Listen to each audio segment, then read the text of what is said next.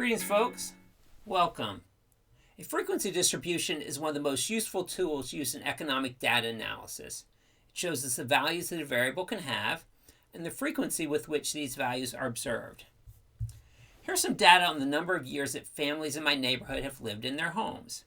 Since it's a quantitative variable, that is, it's measured as numbers, the frequency distribution has intervals of values that the variable can have. These are called classes, and the number of observations that are then included in each class. You set up these classes so that they cover the entire range of values that the variable can have, and so that the classes are non-overlapping. Here are the 3 steps you follow to set up the classes. First, you determine the appropriate number of classes. Second, you determine the class width. And third, you set up the non-overlapping classes. There are a couple approaches you can follow to determine the appropriate number of classes. One approach is to take the square root of the sample size. Our data set has 50 observations, and the square root of 50 is 7.1. So we could use 7 classes. A second approach is to find the smallest value of k, which represents the number of classes, such that 2 raised to the kth power is greater than or equal to n, which is a sample size.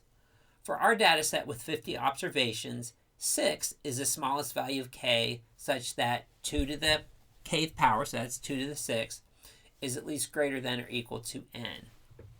If k were equal to 5, 2 to the kth power would be 32, which is less than the sample size of 50. So these 2 approaches suggest that we could use either 7 or 6 classes. For our purposes, either would be fine. None's one any better than the other.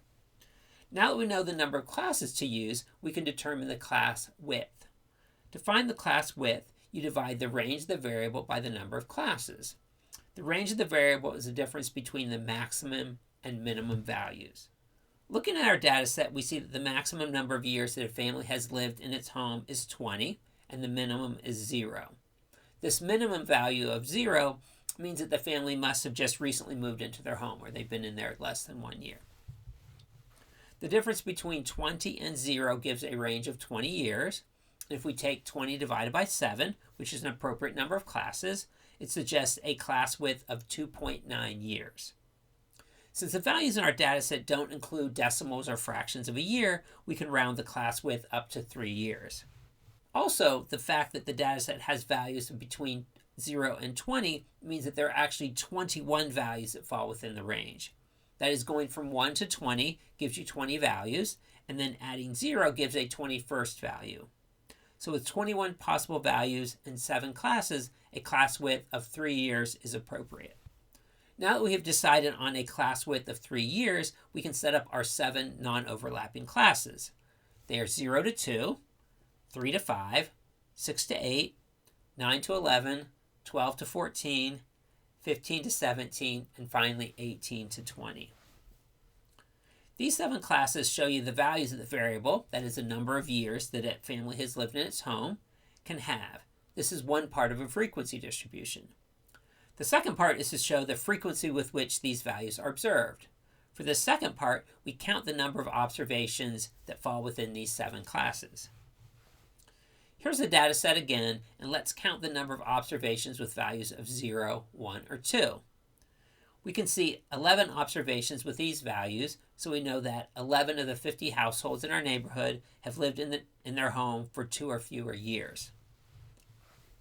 The counts for all the observations can be shown in a frequency distribution table. You can see the count of 11 shown next to the class of 0 to 2 years. Notice that the table has a good descriptive title, and I always like to insert the sample size. So in this case, it's n equals 50. We can divide these counts by the total number of observations and then multiply the values by 100 to make a percentage frequency distribution. For example, the count of 11 observations for the class of 0 to 2 years is 22% of the observations. So again, we took 11, divided that by 50, which gives us 0.22. You multiply that by 100, and that gives you your 22%. The percentages for all the classes can be shown in a percentage frequency distribution table. Once again, it has a nice descriptive title. It's percentage frequency distribution of the number of years that a family has lived in its home. and I show the sample size, which is n equals 50. In a different video, we will talk about how you can make a histogram to show the frequency distribution of a quantitative variable.